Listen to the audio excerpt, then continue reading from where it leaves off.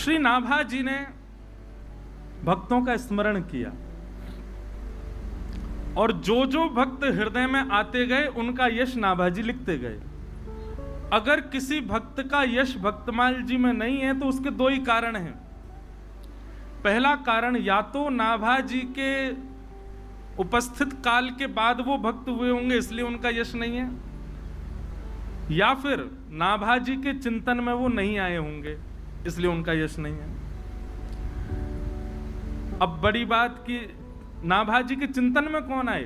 अच्छा, एक बात आपको स्पष्ट और पहले कर दें, आज से जो ये 6 दिन की कथा है, ये महलन की कथा है। कौन सी कथा? महलन की। महलन की मतलब निकुंज की कथा है, निवृत्त निकुंज की कथा है, क्योंकि रसिक त्रिवेणी की चर्चा हर कोई के समझ में नहीं आ सकती। स्वामी श्री हरदास जी, श्री हरवंश महाप्रभु और श्री हरिराम व्यास, इनकी चर्चा में आप ज्ञान वैराग्य आदि इन सबको तो भारी रखियो, प्रेमी बन करके आई हो तो ही समझ पाओगे। अब ये कितनी बड़ी विचार की बात, जिनकी स्मृति स्वयं नाभा जी के चित्त में नहीं आ रही, हमारे चित्त में कैसे आ जाएगी?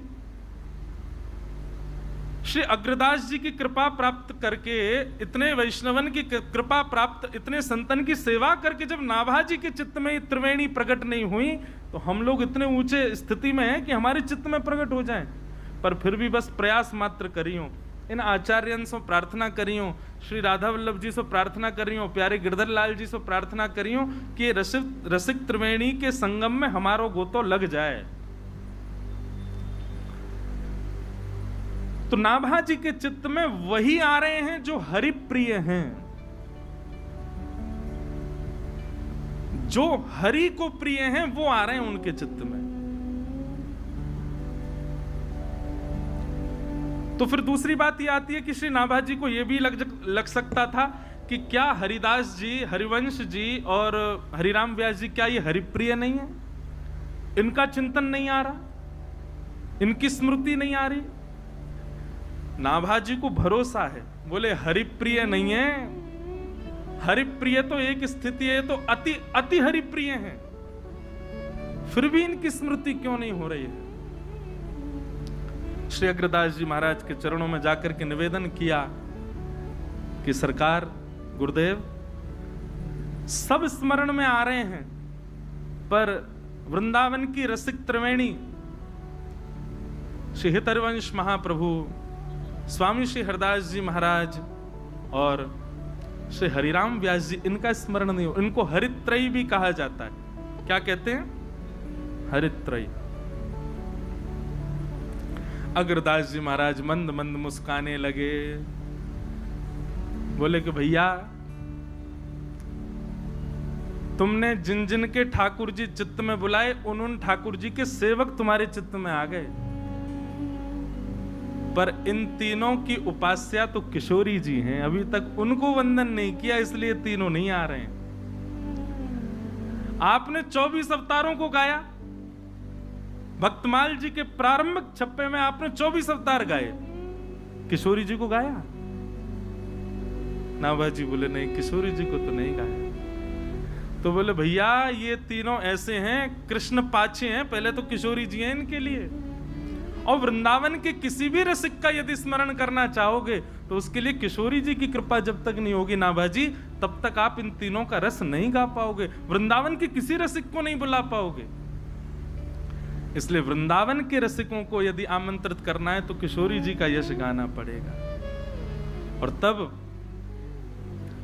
श्री अग्रदास जी ने अपनी वाणी में किशोरी जी की एक पद गाया, किशोरी जी का आवाहन किया।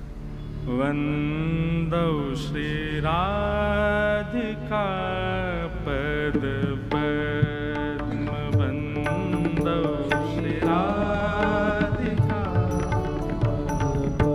वंदौ श्री राधिका पद पद्म। महाराज जी, ये भाव गाते हुए एक मन में बात आ रही थी।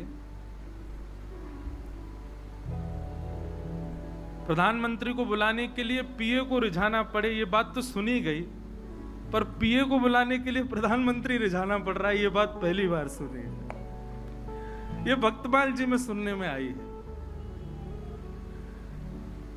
गुरु को मनाओ तो भगवान मिलेंगे, ये सदैव सुनते आए। पर कौन पावे या को पार, प्रेम नदिया की सदा उल्टी बहे। भक्तमाल जी पढ़ करके आज अनुभव क्या हो रहा है कि रसिक त्रिवेणी को बुलाना है तो पहले किशोरी जी को बुलाओ, भक्तों को बुलाना है तो पहले ठाकुर को बुलाओ, तब भक्त आएंगे। ये तो भक्तमाल जी में ही अनुभव हो रहा है और कहीं अनुभव ही नहीं हुई ये बात। तो आहा बंधुओं, अनुभव कीजिएगा।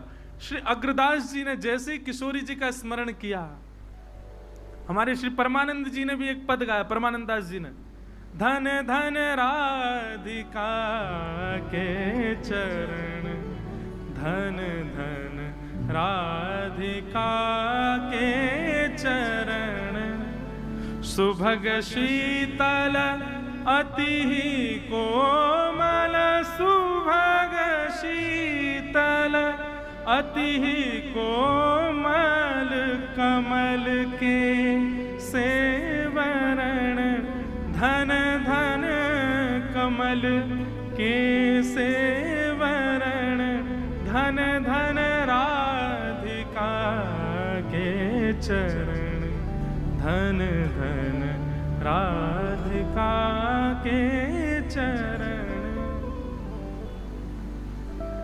दास परमानंद छिन छिन, दास परमानंद छिन छिन, श्याम जिनके शरण, धन धन श्याम जिनके शरण, धन धन राधिका के चरण, धन धन राधिका के चरण। अग्रदास जी ने जैसे किशोरी जी का स्मरण किया, आहा, तप्त कांचन गौरांगी, सौभाग्य है श्री नाभा जी का।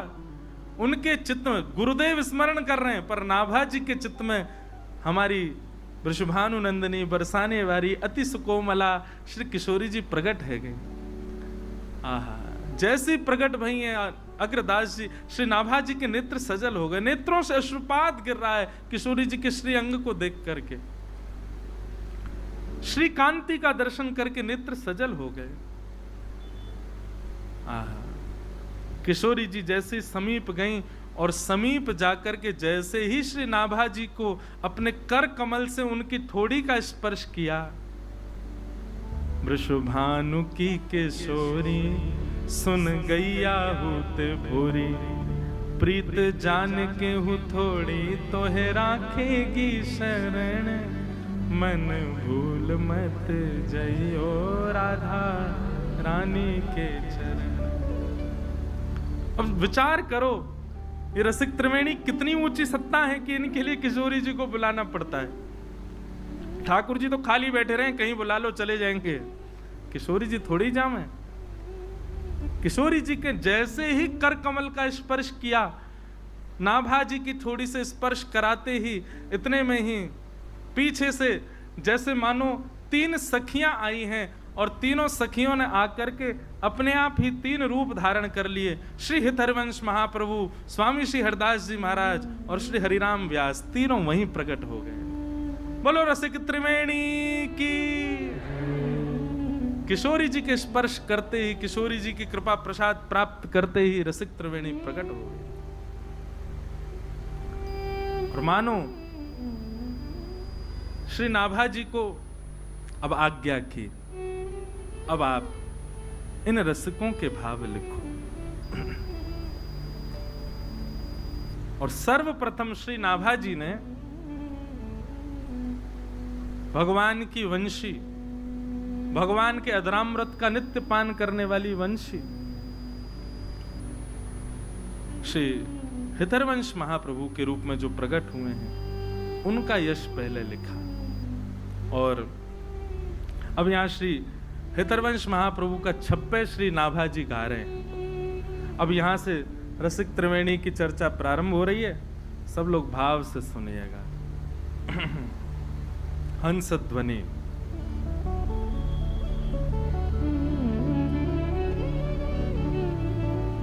बंधुओं देखो, अभी हम चाहते तो हैं कि आप भी हमारे पीछे छप्पे गाओ, पद गाओ, पर समझ सकते हैं कि थोड़े भाव कठिन होते, नहीं गा पाते, पर फिर भी प्रयास करो।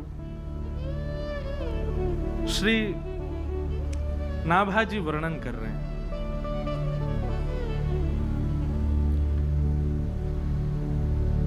श्री हरिवंश गोसाई भजन की रीत सकृत को जानी है।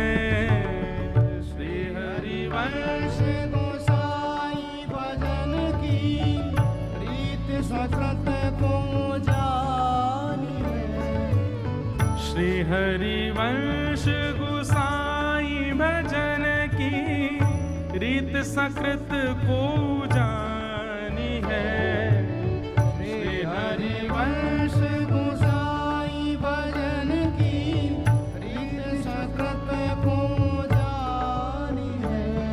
हे राधा चरण प्रधान हृदय अति सुदृढ़ उपासे। राधा चरण प्रधान हृदय अति सुदृढ़ उपासे। कुंज केली दंपते तहाँ के करत खवासे। कुंज केली दंपते तहाँ के करत खवासे। साधु जी सर्वस महाप्रसाद प्रसिद्धता के अधिकारी। सर्वस महाप्रसाद प्रसिद्धता के अधिकारी। साधु जी सर्वस महाप्रसाद प्रसिद्धता के अधिकारी। सर्वस महाप्रसाद प्रसिद्धता के अधिकारी। साधु जी विधि निषेध नहीं दास अनन्य उत्कट व्रत धारे। विधि निषेध नहीं दास अनन्य उत्कट व्रत धारी। व्यास सुवन पथ अनुसरे सोई भले पहचानिए। व्यास सुवन पथ अनुसरे सोई भले पहचानिए। हाँ, श्री हरिवंश गोसाई भजन की रीत सकृत को जाने। श्री हरिवंश गोसाई भजन की रीत सकृत को जानी। हे श्री हरिवंश गोसाई भजन की रीत सकृत को जानिए। हाँ, श्री हरिवंश गोसाई भजन की रीत सकृत को जानी। श्री नाभा जी ने छप्पे में श्री हितरवंश महाप्रभु का चरित्र वर्णित किया। बंधुओं, बहुत ध्यान पूर्वक सुनिएगा। अब महाप्रभु जी का चरित्र हम सुना रहे हैं। श्री हरिवंश गोसाई भजन की रीत सकृत को जानिए। श्री नाभा जी कहते हैं, हितरवंश महाप्रभु का जो भजन भाव है, जितने लोग यहां पर बैठे हैं, सबसे आगे वालों से लेकर के और सबसे पीछे वालों तक, जितने भी लोग यहां पर बैठे हैं, उनमें से कोई एक ही समझ पाएगा। सकृत को जाने हैं। हरवंश महाप्रभु, हितरवंश महाप्रभु के भजन को सब समझ पाए, ये किशोरी जी की कृपा से ही संभव हो सकता है, नहीं तो नहीं हो पाएगा। हम प्रयास मात्र कर रहे हैं कि हम सुना पाएं और आप समझ पाओ, परंतु ये अति दुर्लभ है। ये पहले ही श्री नाभा जी ने वर्णित कर दिया। श्री हरिवंश गोसाई भजन की रीत सकृत को जानिए। सकृत शब्द का मतलब क्या है? कोई एक ही समझ सकता है। हरवंश महाप्रभु के भजन भाव को किसने समझा, उनका प्रसंग कल आएगा कथा में।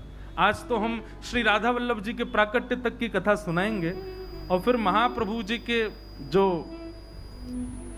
कृपा पात्र हुए श्री सेवक जी आदि, उनका चरित्र कल सुनेंगे। तो सेवक जी महाराज, सकृत शब्द उन्हीं के लिए प्रयोग किया है।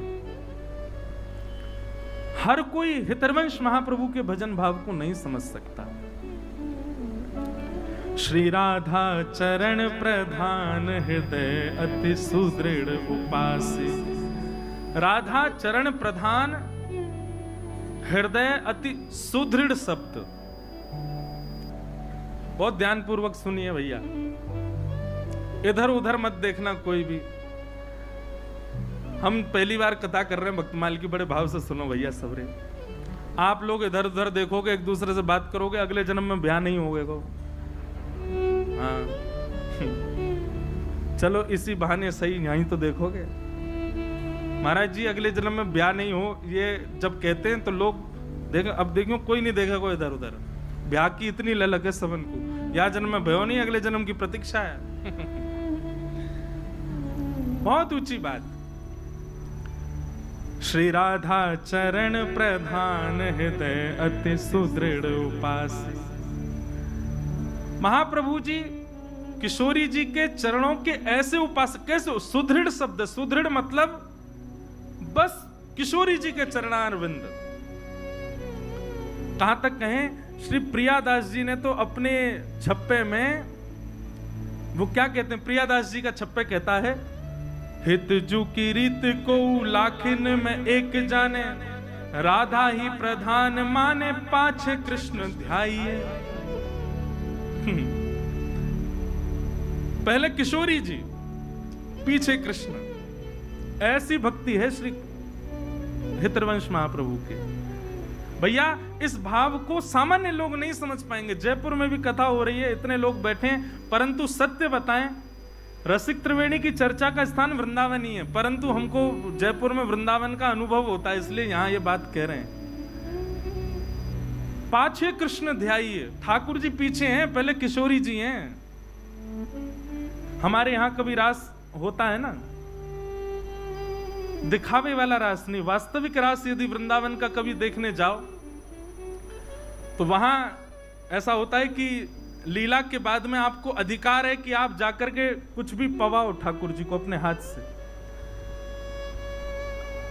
आपने यदि ठाकुर जी को पहले पवाया, यदि वास्तविक रास मंडली होगी तो ठाकुर जी आपका हाथ पकड़ करके किशोरी जी क्या करें, पहले इनको खवाओ, और पूरा मत खवाइयो, बोले आधो खवाओ, झूठन हमको खवाओ। ये है श्री हितरवंश महाप्रभु की उपासना।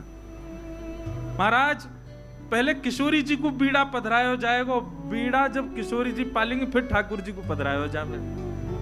कहां तक कहें, श्री राधा वल्लभ जी आदि जितने भी हमारे हित संप्रदाय के स्थान हैं, वहां पर ठाकुर जी जो पोशाक धारण करें ना, वो भी किशोरी जी के चरणन में पहले छुपाई जाए, प्रसाद दिया जाए, तब ठाकुर जी धारण करें।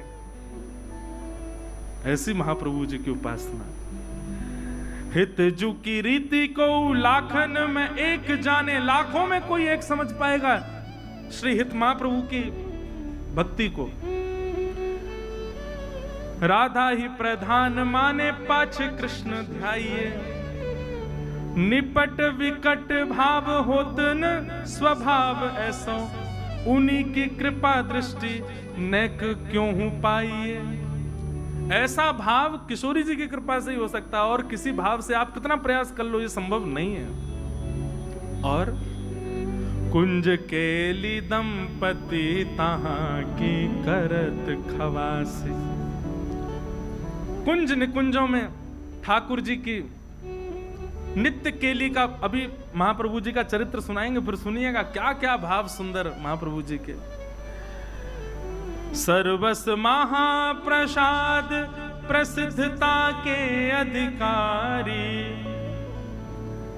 हितरवंश महाप्रभु का एक ही नियम है, क्या कि महाप्रभु जी ठाकुर जी का ही प्रसाद पाते हैं।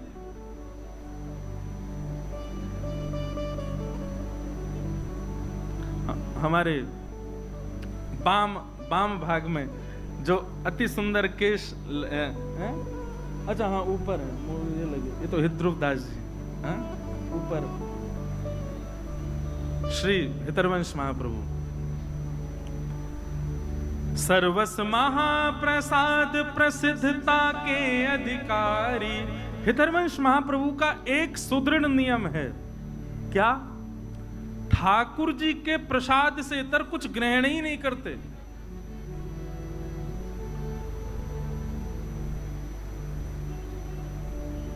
एक बार की चर्चा है, वैसे तो जब चर्चा प्रारंभ होती तभी सुनाना था, पर अभी मन में भाव आ रहा है कि जब महाप्रभु जी छोटे थे, हितरवंश महाप्रभु, तो उनका नियम था कि वो उनके पिताजी श्री व्यास मिश्र जी, उनके अर्चा के ठाकुर जी थे श्री राधा मोहन जी।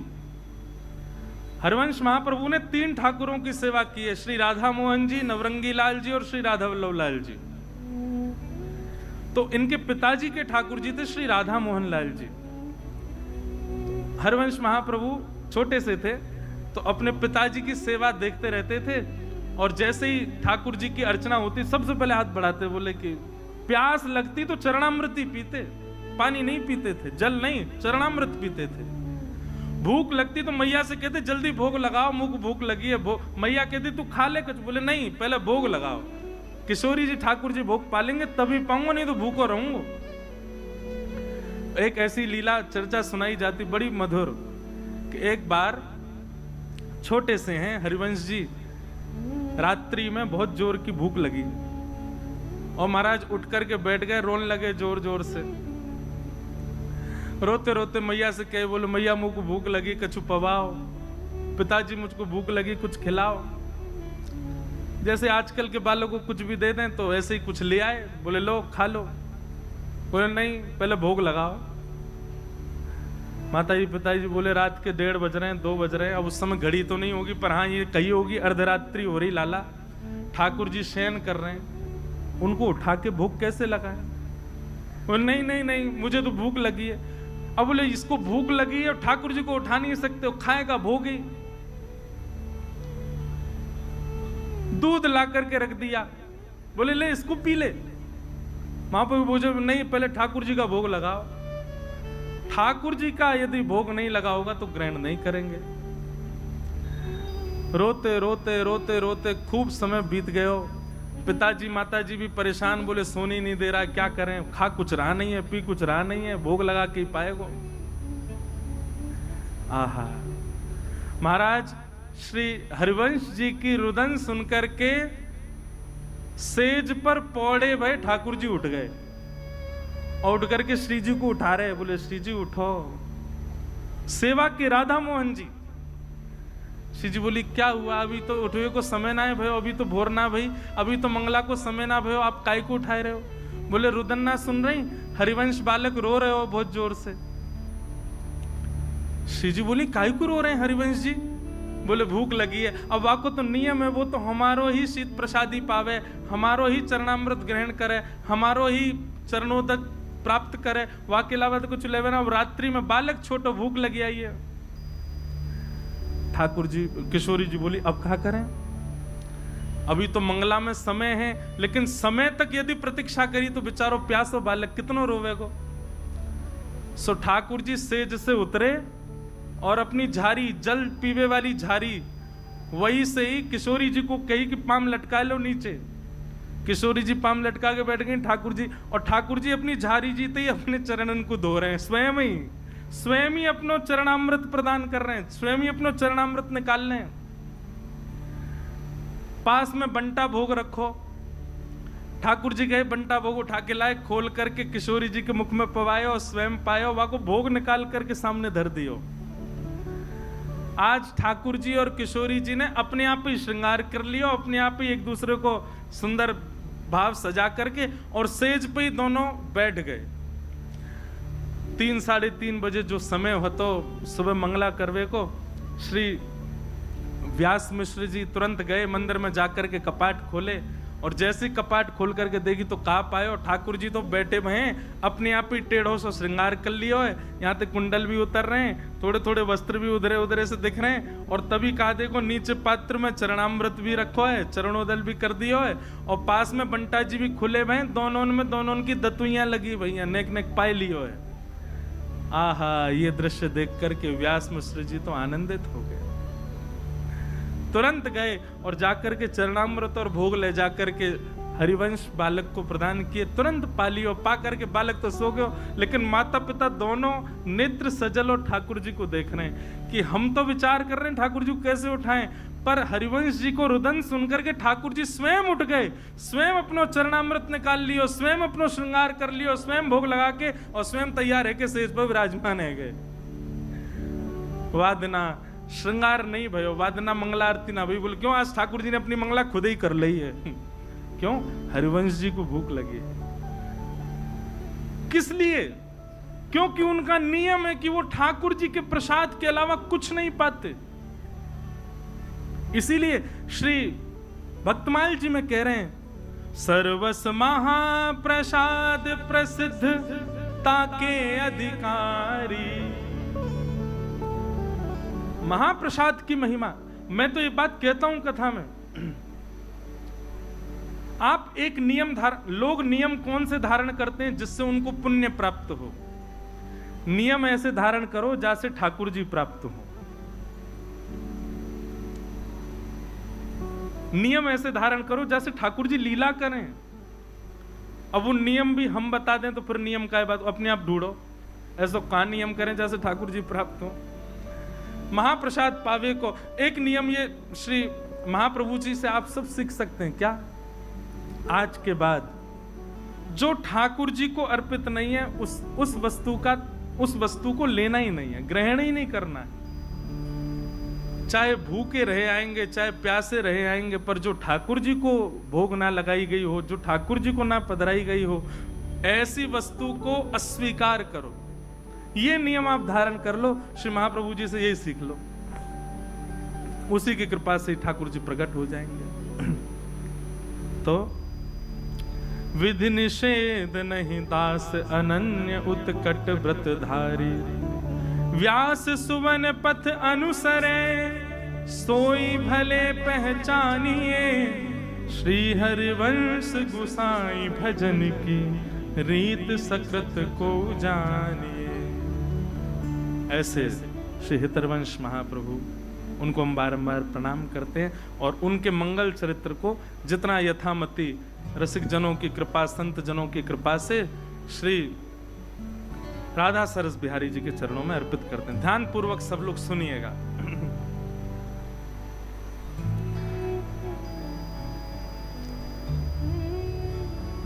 हरिद्वार की ओर जब आप दिल्ली से जाएंगे तो बीच में रुड़की पड़ता है, उससे पूर्व में ही अगर आप एक देहरादून का मार्ग अपनाएंगे तो उसी मार्ग में बीच में एक स्थान पड़ेगा जिसका नाम है देवबंद। क्या नाम है? देवबंद। अब इसका पूर्व नाम तो देवबन ही रहा होगा, बाद में कालांतर में लोगों ने, क्योंकि जहां ऐसे रसिक जन विराजमान रहे वहां देवबंद नहीं रह सकते, वो देवबन ही रहा होगा।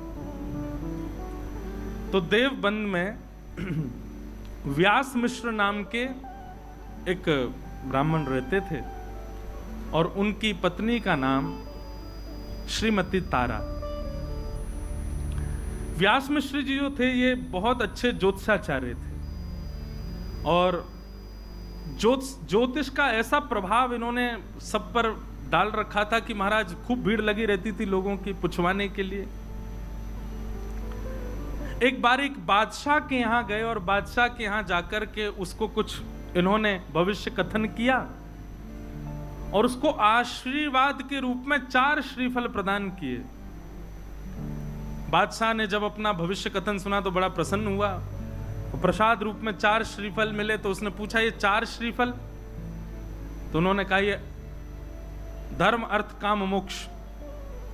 एक श्रीफल आपके धर्म में गति को बढ़ाएगा, दूसरा श्रीफल आपकी कामनाओं की पूर्ति करेगा, तीसरा श्रीफल आपके अर्थ को बढ़ाएगा और अंतिम श्रीफल आपको मोक्ष प्रदान करेगा।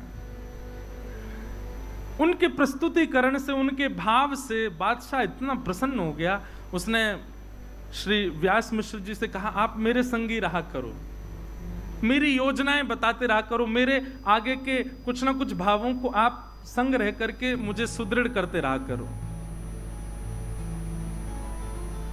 व्यास मिश्र जी बादशाह के साथ रहते, सुबह जाते शाम तक वहीं रहते, उन्हीं के बताए निर्णयों को बादशाह लेता था। व्यास मिश्र जी के बड़े भाई श्री नृसिंह आश्रम जी महाराज, ये सन्यासी थे। एक बार आप वृंदावन जा रहे थे और बीच में ही देवबंद पड़ा, तो जैसे ही आप देवबंद से निकले तो अनेक भक्तजनों ने जाकर के स्वागत सत्कार किया, उनसे कहा कि महाराज आपके छोटे भाई भी यहां रहते हैं, एक रात्रि यहां विश्राम कर लीजिए। बहुत ध्यानपूर्वक सुनिएगा।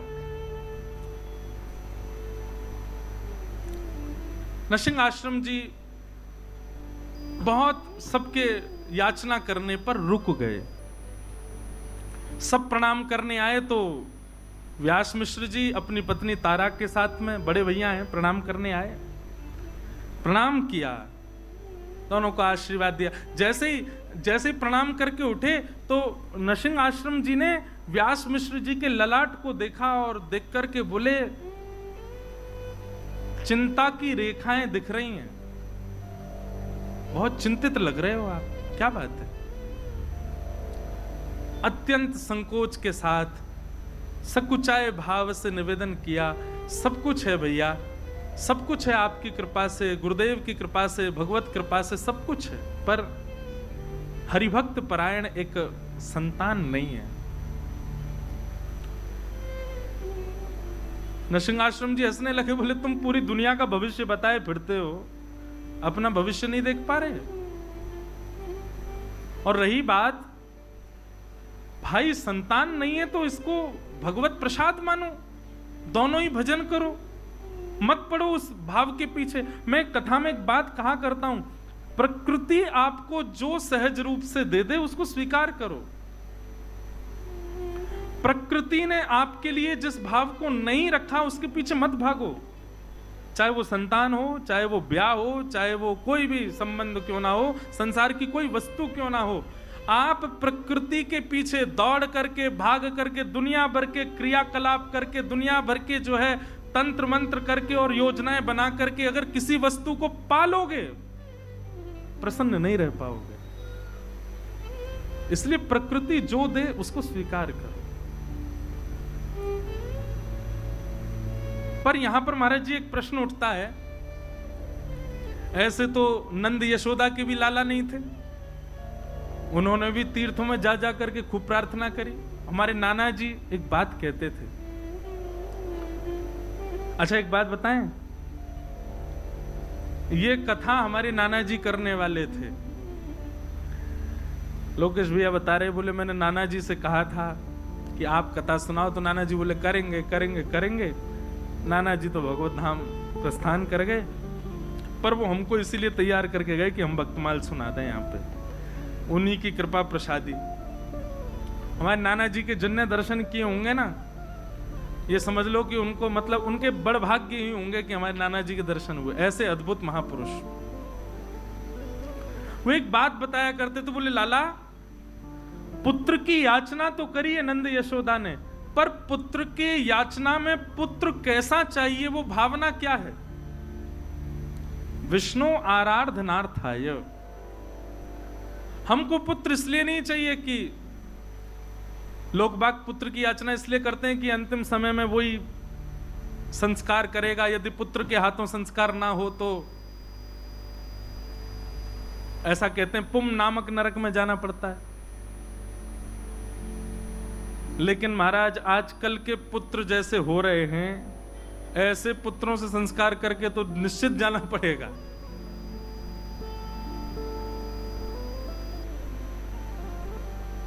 पुजमलू पीठ वाले महाराज जी एक चरित्र सुनाते हैं एक भक्त का। वो कुंज बिहारी लाल जी को ही अपना पुत्र मानते थे और कहते थे मेरा कुंजो बेटा, कुंजो बेटा, कुंजो बेटा कह करके। अब देखो बात तो कोई भी कह लेगा, मेरे ठाकुर जी, मेरे लाल जी मेरे सखा हैं, मेरे पुत्र हैं, पर मानते कितना हो? कहने की बात है कि भाई प्रकृति जो दे उसको स्वीकार करो, जो ना दे उसके लिए ज्यादा प्रयास मत करो, लेकिन फिर भी प्रयास करना है तो याद रहे ठाकुर जी को वचन देना कि नाथ मुझे ये वस्तु दे दो, मैं आपको वचन देता हूं आपके चरणों में ही अर्पित रहेगी, तो वो वस्तु मिल जाएगी।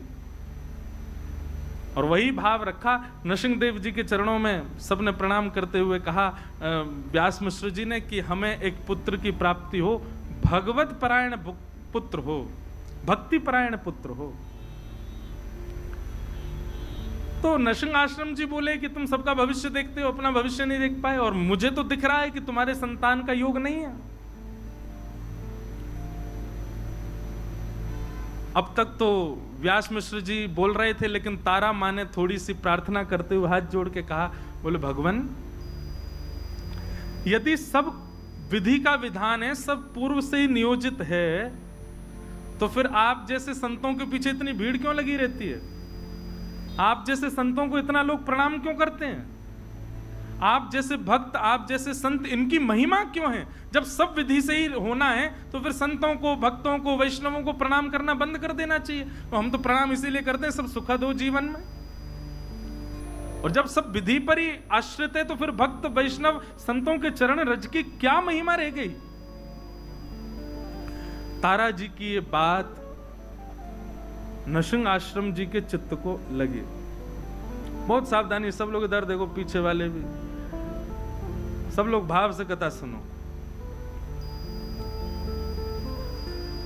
तारा जी की ये बात नृसिंह आश्रम जी को चित्त में लगी कि भाई प्रश्न भगवान पर उठे तो कोई बात नहीं, पर भक्ति पर उठ गया है, भक्त पर उठ गया है। एकांत में बैठ करके नृसिंह आश्रम जी ने चिंतन किया, ठाकुर जी से प्रार्थना करी, भगवान आप पर प्रश्न नहीं उठाए, वैष्णवों पर प्रश्न उठाए, भक्तों पर प्रश्न उठाए, भक्ति पर प्रश्न उठाए, कुछ कृपा करो।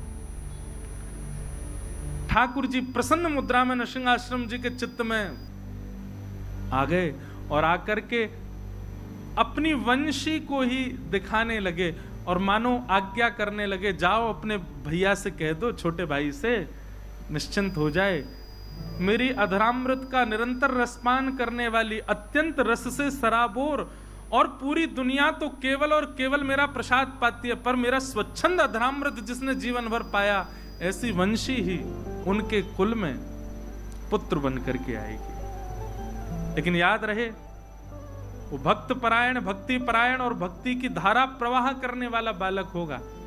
कोई वंश परंपरा और कोई अपने वंश वृद्धि या फिर धन वृद्धि आदि इन सब भावनाओं से पुत्र की याचना ना रखे। भक्ति का वर्धन करने वाला पुत्र उनके कुल में होगा, मेरी वंशी ही पुत्र बन करके आएगी, आज्ञा कर दीजिए। नृसिंह आश्रम जी व्यास मिश्र जी के पास गए और हृदय से लगाते हुए कहा, ठाकुर जी ने आज्ञा की है, चिंता मत करो, आपके घर ठाकुर जी की वंशी ही पुत्र रूप धारण करके आएगी, पर भक्ति वर्धन करने वाली यही भावना उसके चित्त में होगी, वो भक्ति का वर्धन करने वाला बालक होगा। कुछ समय बीता और तारा मैया के गर्भ में भक्तराज श्री हरिवंश जी आए। महाराज जी इतना सुंदर वर्णन है चरित्र में कि जैसे वो कहते हैं, जा दिन से हरि गर्भ ही आए। हमने कौशल्या मैया के बारे में सुना है, हमने देवकी मैया के बारे में सुना। जब से ठाकुर जी गर्भ में आए तब से मैया को अच्छा अच्छा अनुभव होने लगा, सुंदर सुंदर भाव होने लगा। पर यहाँ पर कितना सुंदर भाव बताया कि जब से श्री हरिवंश महाप्रभु तारा मैया के गर्भ में पधारे, तब से तारा मैया को वृंदावन की स्मृति होती है। रात्रि में सोते सोते मानो उठ के बैठ जाती हैं, श्री वृंदावन, श्री वृंदावन, श्री वृंदावन, श्री वृंदावन, श्री वृंदावन। व्यास मिश्र जी उठ के बैठ जाते, देवी क्या हुआ? बोले कैसी सघन कुंज है ना, कैसी लता द्रुम है ना, कैसी सुंदर कलकल करती यमुना जी बह रही है ना, कैसा सुंदर गिरिराज पर्वत है, मानो ब्रज की स्मृति हो रही है। और फिर नेत्र खुल जाते हैं तो नेत्रों से अश्रुपात होने लग जाता है, रुदन, विरह भाव। व्यास मिश्र जी कह रहे हैं क्या हुआ देवी? बोले मुझे नहीं पता क्या हो रहा है, पर पता नहीं क्यों जब भी सोती हूं तो स्वप्न में कुंज दिखाई देते हैं और लता पत्र दिखाई देते हैं, यमुना जी दिखाई देती हैं, वृंदावन वृंदावन वृंदावन वृंदावन की स्मृति होती है।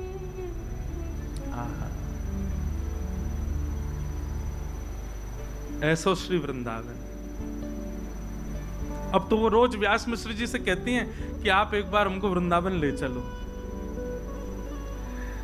व्यास मिश्र जी बोले ठीक है, मैं राजा से बात करूंगा, अवकाश मिलेगा तो चलेंगे। राजा से जाकर के व्यास मिश्र जी ने कहा कि हमको वृंदावन जाना है, आप अवकाश दे दो। तो राजा ने कहा अरे आप क्यों जाएंगे, हमारा आगरा जाने का कोई योजना बन रही है, तो हम जाएंगे, पूरी व्यवस्था के साथ जाएंगे, तो हमारे संगी चल देना।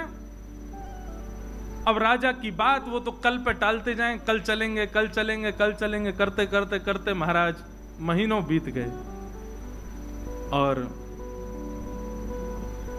श्री राधा वल्लभ लाल की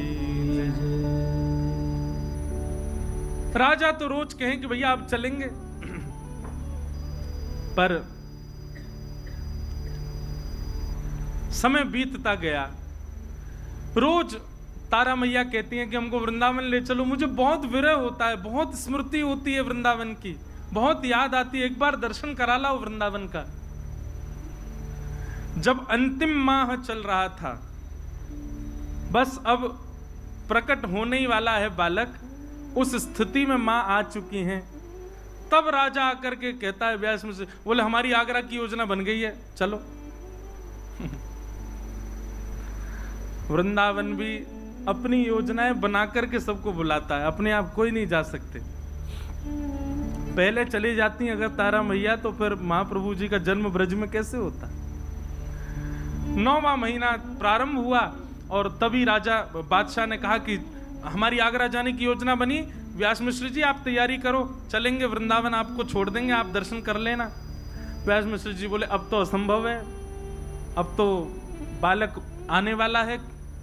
बोले आप चिंता मत करो, रानियों जैसी व्यवस्था करेंगे, पालकी में लेकर के, बिल्कुल कोई दिक्कत नहीं होगी, सखी सहचरियां और सब बढ़िया व्यवस्था करके ले चले, पलकों पे लेके चलेंगे, आपकी पत्नी को लेके चलो।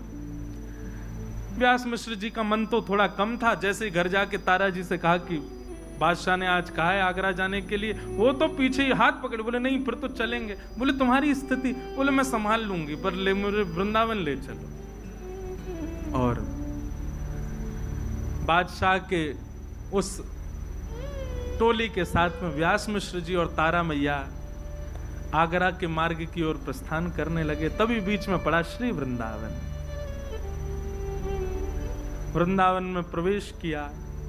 बंधुओं, ये उस समय का वृंदावन है जब वृंदावन में ठाकुर जी प्रकट रूप से कहीं विद्यमान नहीं थे।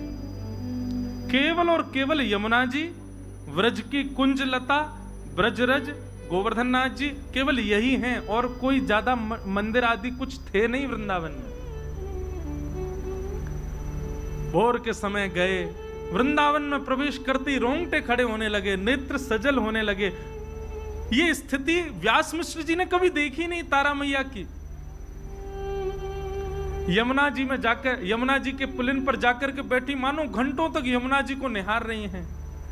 लता पत्रों को स्पर्श करती हैं तो मानो ऐसा लगता है इनसे कोई संबंध है। अब ये सब भावना मैया की नहीं है, गर्भ में बैठे बालक की है। वो ठाकुर जी के संग में रही वंशी, उसको एक एक भाव पता है, वो सब जानती है कहाँ यमुना जी, कैसी ब्रजरज, कौन से वृक्ष, कौन सी लता गुर्म, कौन सी कुंज में कौन सी लीला, वो सब स्मृतियां हो रही हैं। सायकालीन समय हो गया, वृंदावन को प्रणाम करके और पुनः आगरा के मार्ग की ओर जैसे प्रस्थान करने लगे। अब वृंदावन से ज्यों-ज्यों दूर जामे त्यों-त्यों तारा मैया का विरह बढ़े। व्यास मिश्र जी कहें आप ऐसे इतना रुदन मत करो, इससे प्रभाव पड़ेगा बालक पर। बोले नहीं, मुझे बहुत, मेरा मन हो रहा है मैं वहीं रहूं। बोले वहां कहां रहेंगे, वो पूरा वन है, वहां वंचर जीव रहते हैं, हिंसक जीव रहते हैं, कहां रहेंगे हम दोनों। पर उनका रुदन इतना विकल करने वाला था कि उस रुदन को व्यास जी सुन नहीं पा रहे थे। और तभी रुदन करते कि बस वृंदावन ब्रज की सीमा में ही थे, अभी बस निकलने ही वाले थे ब्रज की सीमा से, तभी प्रसव पीड़ा होने लगी। और ऐसी प्रसव पीड़ा हुई कि तुरंत बादशाह को जाकर के व्यास मिश्र जी ने कहा कि महाराज आप आगरा को प्रस्थान करो, हमारी गृहिणी को प्रसव पीड़ा हो रही है, इससे आगे ले जाना उचित नहीं होगा। यहाँ ये गांव जैसा दिखाई दे रहा है, यहाँ कुछ लोग दिख रहे हैं, हम यहीं रुक जाते हैं, क्या पता आगे बन आया और वहां कुछ दिक्कत हुई तो क्या करेंगे। बादशाह ने कहा ठीक है, आप कुछ सेवक भी ले लो और आप यहीं रुक जाओ। और वृंदावन के समीप बाद गांव, बाद ग्राम, वहां ताराजी और व्यास मिश्र जी कुछ सेवकों के साथ रुक गए। गांव के लोगों ने देखा महाराज ब्राह्मण देवता आए, सबने खूब सेवा करी, सब व्यवस्था करी। और वैशाख का महीना, शुक्ल एकादशी का दिन, वैशाख शुक्ल एकादशी, और जैसे ही भोर का समय हुआ है, भोर के सूर्य उदित होने वाले हैं। यहां तो पृथ्वी पर सूर्य उदित हुए हैं और वहां तारा मैया की कोख से हमारे ब्रजमंडल के निधि श्री राधा वल्लभ लाल जी को विराजमान करने वाले परम वैष्णव परम भक्त शिरोमणि श्री हितहरिवंश महाप्रभु जी का प्रादुर्भाव हुआ। बधाई हो, बधाई हो, बधाई हो, बधाई हो, बधाई हो, बधाई हो। आहा, ऐसे नेक्से से लाला प्रकट भय हैं। हमारे सरस कुंज के आचार्यों ने, मैं आज देखो कितनी ऊंची बात, हमारे सरस कुंज के आचार्यों ने ग्रंथों में आचार्यों की बधाई गाई। मैंने भैया से पूछी, मैंने कि राधा वल्लभ जी की बधाई थी, बोल राधा वल्लभ जी की नहीं, आचार्यों की है। मैंने कहा यही तो कृपा प्रसाद है। और यहाँ अब हम कुछ बधाई गायन करें का महाप्रभु जी प्रकट में, फिर महाप्रभु जी की लीला सुनकर फिर राधा वल्लभ जी को प्राकट्य हुए को। आहा,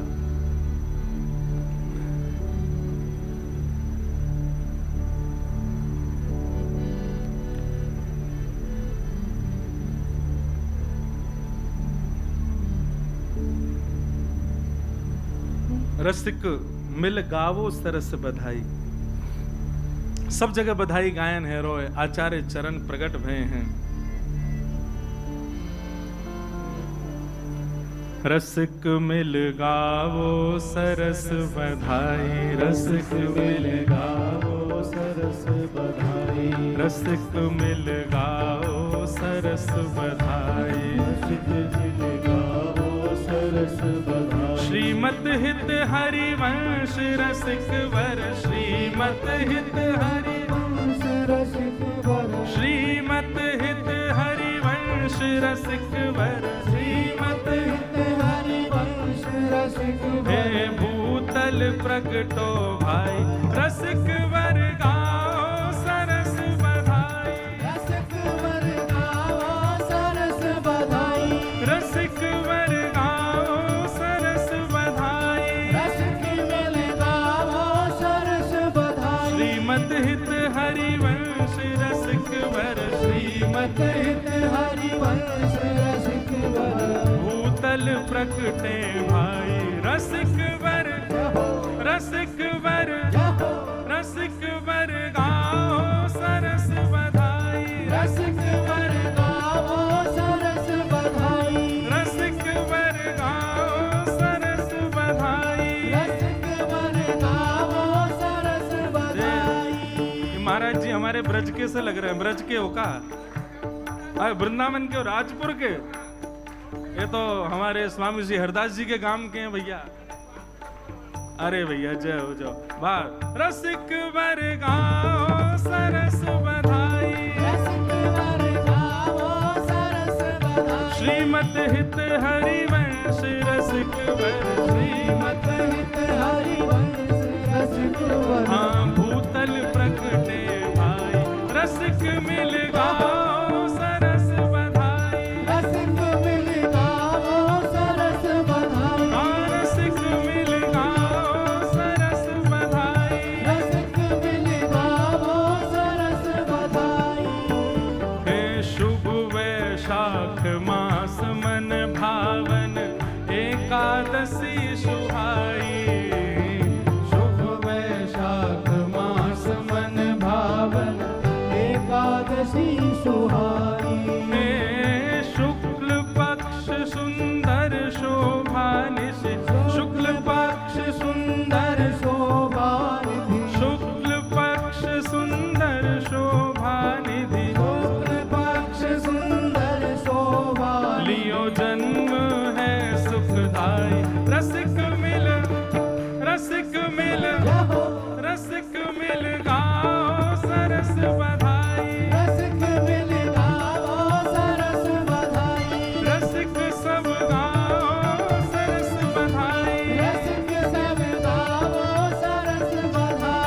श्रीमत हित हरिवंश रसिक वर, श्रीमत हित हरिवंश रसिक वर। हाँ भूतल प्रगटे भाई, रसिक मिल गावो सरस बधाई, रसिक मिल गावो सरस बधाई, रसिक मिल गावो सरस बधाई। रसिक मिल गावो सरस भैया, बधाई। आप में से वृंदावन राधा वल्लभ जी के दर्शन कौन कौन ने किए हैं बताओ। और आज जिनने राधा वल्लभ जी हमको प्रदान किए उनको उत्सव मन रहा, और ऐसे बैठे हो सब रे।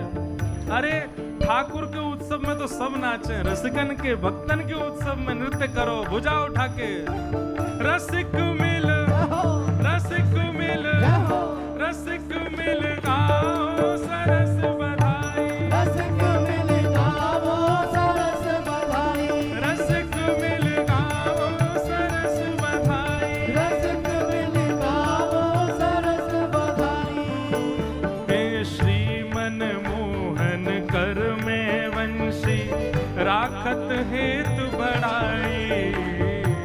श्रीमन मोहन कर में वंशी, राखत हेतु बढ़ाई, हाँ प्रभु राखत हेतु बढ़ाई, हाँ प्रभु राखत हेतु बढ़ाई। में सोया चारज रूप धार के, सोया चारज रूप, धार के, सोया चारज रूप धार के, सोया चारज रूप धार के। हाँ जी रस प्रगटावन आई, रसिक मिल, रसिक मिल, रसिक मिल गावो सरस बधाई, रसिक मिल गावो सरस बधाई, रसिक मिल गाओ सरस बधाई। रसिक मिल गावो सरस बधाई।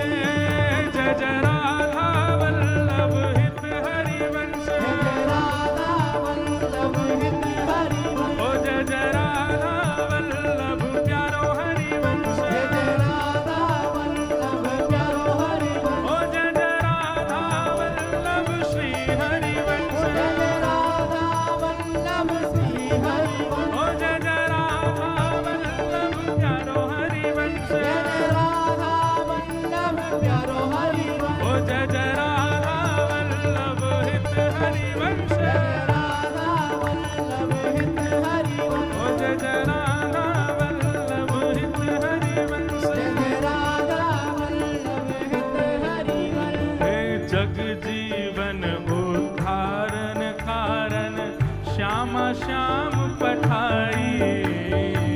जग जीवन उद्धारण कारण, श्यामा श्याम पठाई। हे तारा कूख परम पावन सुचि, तारा कूख परम, पावन सुचि, तारा कूख परम पावन सुचि। तारा कूख परम पावन सुचि। कहाँ आए हैं उपजाई, रसिक मिल।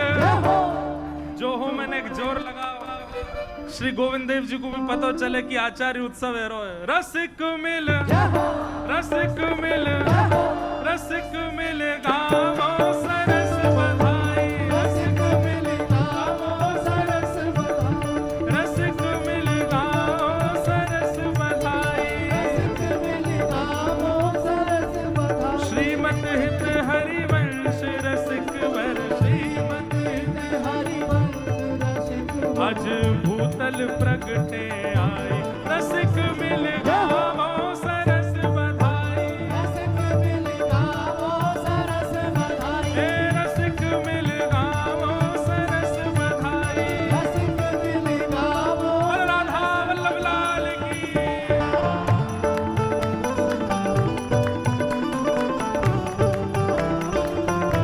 बधाई हो।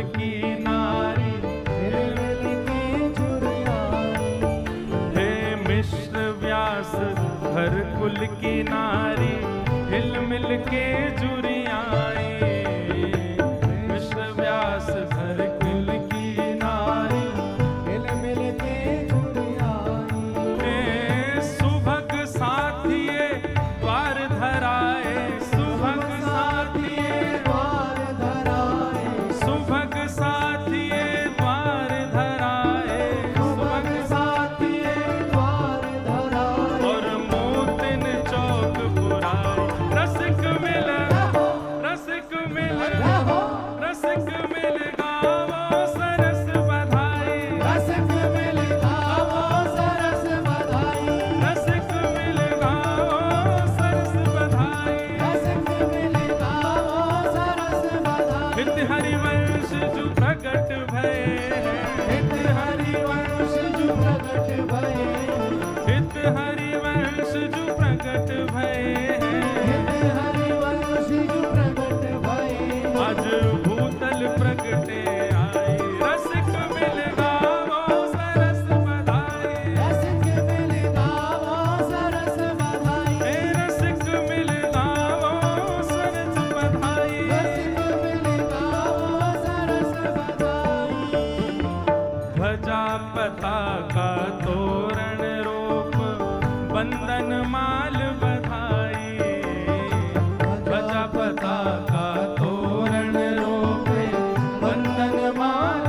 बधाई गावन लगी सोहिले सजनी गावन लगी सोहिले सजनी गावन लगी सोहिले सजनी गावन लगी सोहिले सजनी लख सुर भूल लजाए रसिक मिल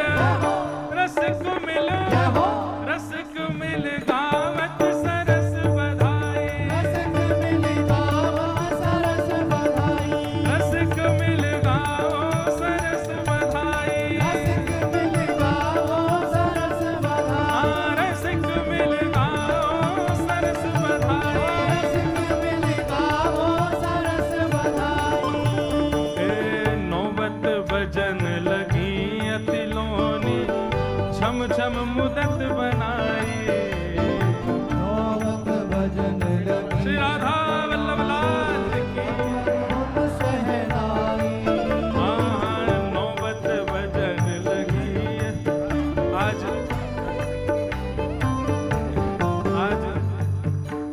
मैं हूँ भिंडला सखी बन गया हूँ भिंडला सखी पता कौन है एक ठाकुर जी के समय पे गोबर चुरावे वाली गोपी वहाँ को नाम हो भिंडला सखी दाढ़ी वाली भिंडला सखी और भैया सुनो अब अकेले ब्यास जी थोड़ी ओढ़ के बैठे सबरे ओढ़ो और भाई लोग भी ओढ़ो जब अब खाते लाओगे मुझे ना बताओ रूमाल ही ओढ़ो अरे हित सजनी जी प्रकट भैया बधाई हो बधाई हो बधाई हो बधाई हो बधाई हो बधाई हो नौबत भजन लगी अतिलोनी चुम चुम मदद मनाई नौबत भजन लगी अतिलोनी हर अद्भुत शहनाई केसर चंदन चहुदिश छिड़के केसर चंदन चहुदिश छिड़के केसर चंदन चहुदिश छिड़के केशर चंदन चहुदिश छिड़के आज महके चहुदिश छाई रसिक मिल रसिक मिल गावो सरस बधाई रसिक मिल गावो सरस बधाई रसिक मिल गावो सरस बधाई रसिक मिल गावो सरस बधाई रसिक मिल गावो सरस बधाई रसिक मिल गावो सरस बधाई राधा वल्लभ हित हरिवंश राधा वल्लभ हित हरिवंश ओ जय जय राधा वल्लभ प्यारो है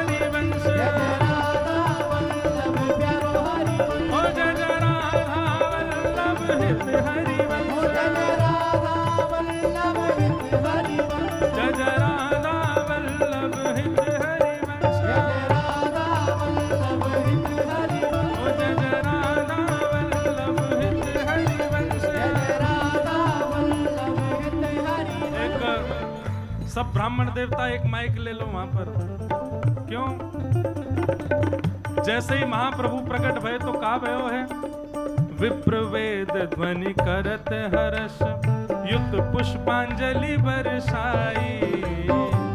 विप्रवेद ध्वनि करत हर्ष, युत पुष्पांजलि बरसाई।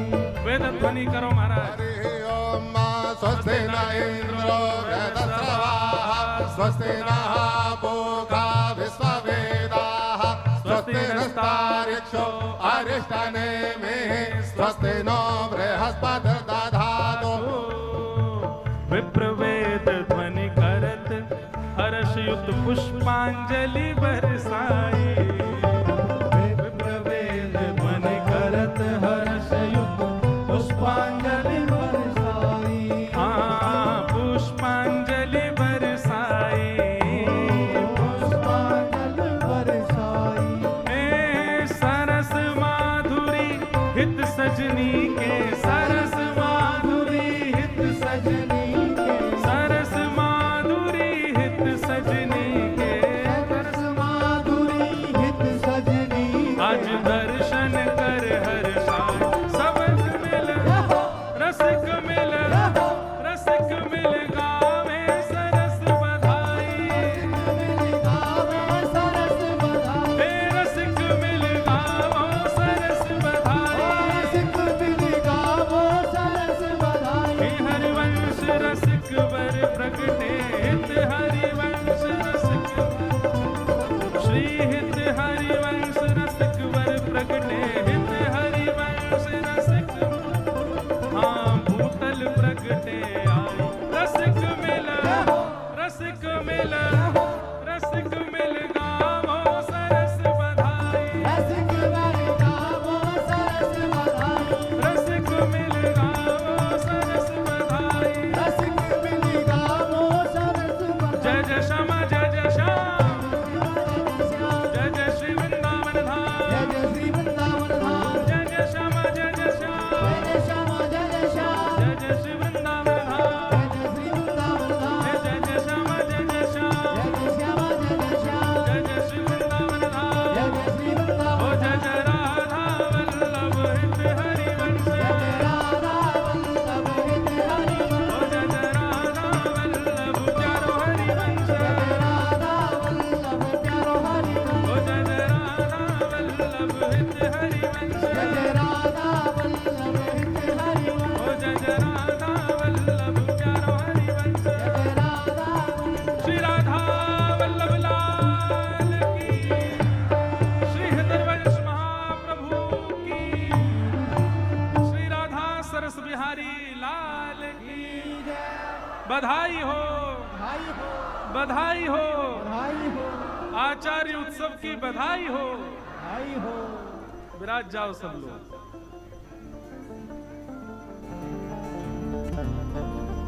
वाह, सरस मिल रसिक मिल गाओ सरस बधाई, रसिक मिल गाओ सरस बधाई।